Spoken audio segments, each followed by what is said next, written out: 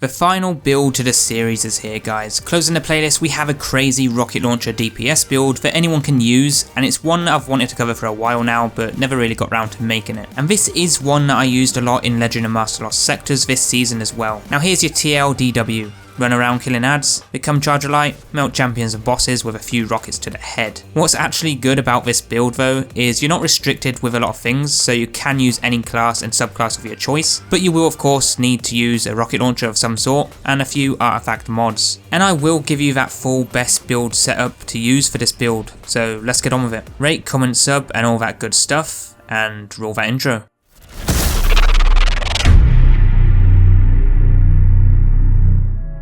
So firstly and finally, if you've missed those crazy builds I've made throughout the season, you can view all 29 in the finished playlist linked below. Go check it out if you want, because you might just find your next dream build. And also before we start, be sure to check in this weekend for our top 3 builds of the season. You really don't want to miss it. Now kicking things off with this build, it is a rocket launcher build specifically, so there are no limitations in regards to what character or subclass you need to use, so you can use any class and subclass of your choice. But for my preference and to maximise the build's potential, we will be using the Hunter's Night Stalker subclass, and we'll get to that very shortly. So how this build will work in all activities is you'll become Charge of Light. For me as a hunter, that's by dodging, killing an enemy and picking up the elemental well. Then use that Charge Light stack to deal increased damage with your rockets, which pretty much just melts bosses in all activities. Great for solo players and doing things like a solo Legend and Master Lost sector. Now our loadout requirement is that you need a rocket launcher, and any will do, whether that's a legendary one or an exotic one. But ideally you will have one that rolls with Vorpal weapon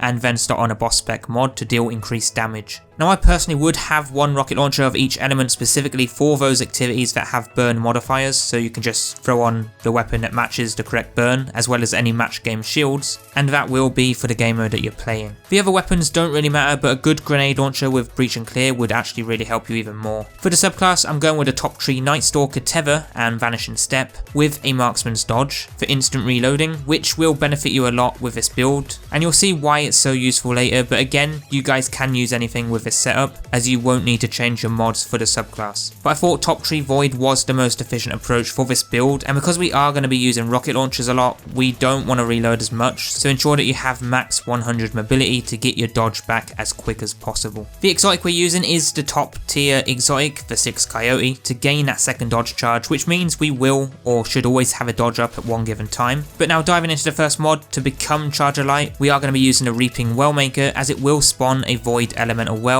when we get a kill after using our class ability, which is perfect when combining with the 6 Coyote and fast dodges. But if you don't want to be limited to using this subclass, you can throw on a Shield Break Charge or Taken Charge to become Charger Light, as those are pretty good for endgame. But going with Reaping Wellmaker, we will need to be able to become Charger Light when picking up those wells. So throw on the Elemental Charge mod, and again, if you don't use these two mods, you can instead use Taken Charge and Shield Break Charge, or anything of your choice, but for this build, this is what we are going to be running. Now because we are using a rocket launcher, our next mod or mods will be the Argent Ordnance, so slot 3 of these on. For me, they are in the chest, gauntlets and helmet, and this will increase your rocket launcher's damage, which can melt bosses and champions fairly quickly if you do it right. You can get Argent Ordnance from the seasonal artifact for season 14, and while we're at it, make sure to get the rocket launcher scavenger one as well. Some of you guys ask me often what my artifact setup is, so here it is, but sometimes it does remain the same as I don't always reset it, but the mods used may vary per each build. So we've got the basic build set up. Now let's quickly go through the normal mods to optimize it further.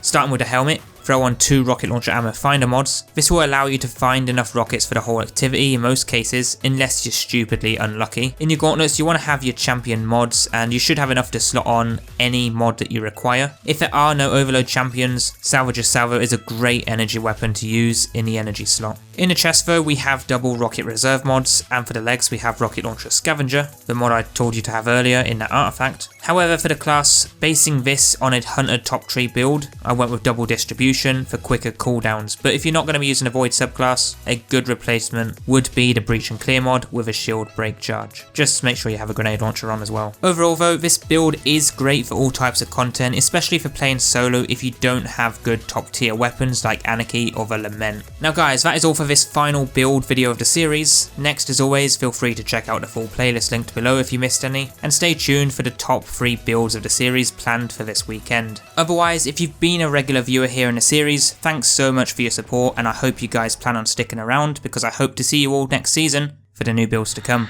Stay tuned.